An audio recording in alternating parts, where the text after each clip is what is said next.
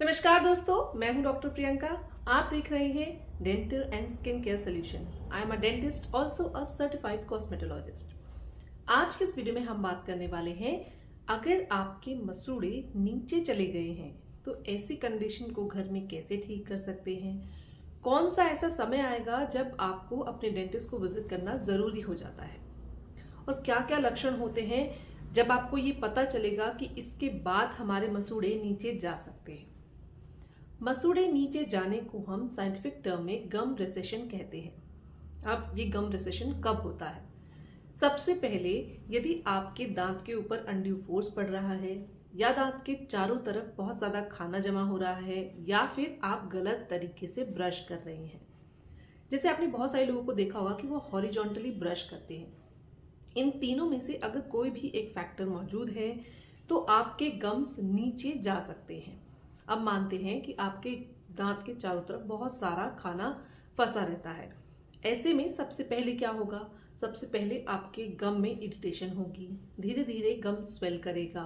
बहुत सारे लोगों के गम से ब्लीडिंग होती है और उन्हें गम में इरिटेशन होना शुरू हो जाती है। मसूड़ों में दर्द रहता है, खाना खाने में थोड़ी दिक्कत महसूस होती है।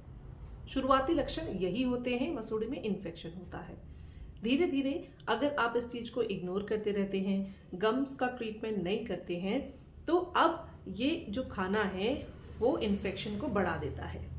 इन्फेक्शन बढ़ता है और अब दांत के आसपास की जो हड्डी होती है, जो दांत को सपोर्ट करती है, वो नीचे जाने लग जाती है, जिसके साथ ही अब ये गम भी नीचे जाने लग जाएगा।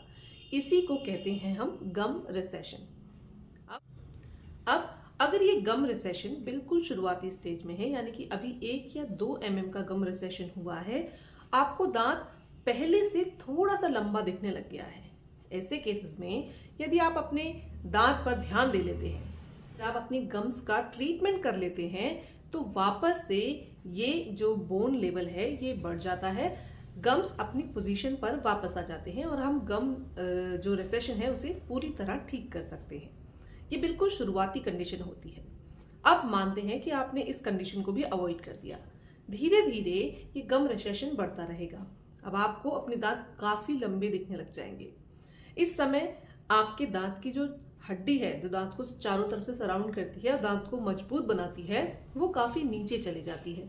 साथ ही मसूड़े भी बहुत नीचे चले गए हैं। ऐसे में आपका दांत बहुत कमजोर हो जाता है। बहुत सारे केसेस में दांत हिलने लग जाता है और अपने सॉकेट से निकल जाता है।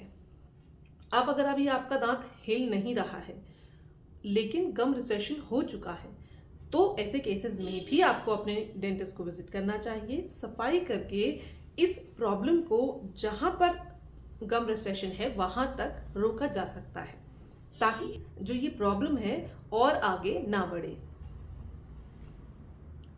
अब दूसरी बात करते हैं, यदि आप हॉरिजॉन्टल ब्रशिंग करते हैं, ऐसे में जब आप ब्रश को अपने दांतों के ऊपर रगड़ते हैं तो धीरे धीरे दांत कटने लग जाते हैं, मसूड़े नीचे जाने लग जाते हैं। किसी भी तरह की गम रिसेशन में जब आपके मसूड़े नीचे जा रहे हैं, पहला तो आपको अपने दांत लंबे दिखने लग जाएंगे, और दूसरा आपको सेंसिटिविटी फील होने लग जाएगी। हवा भी लगेगी, ठंडा भी लगेगा, मीठा लग सकता है। और अगर ये हॉरिजॉन्टल ब्रशिंग की वजह से हुआ है तो आपको बहुत जल्दी गर्म भी लग सकता है, क्योंकि गलत ब्रशिंग की वजह से दांत भी कट रहा होता है। ऐसे में इलाज रूट कैनाल ट्रीटमेंट तक भी जा सकता है। बात करते हैं कि इसको रोका कैसे जा सकता है। गम रिसेशन को ठीक करने के लिए 3 फैक्टर्स को आपको अपने ऊपर अप्लाई करना होता है। सबसे पहले आपको ब्रशिंग सही तरीके से करनी होती है। जैसे मैंने बताया, हॉरिजॉन्टल ब्रशिंग इसका एक बहुत इंपॉर्टेंट फैक्टर है। इसलिए आपको जब भी ब्रश करना है वर्टिकली करना है, या आप सर्कुलर मोशन में ब्रश करें।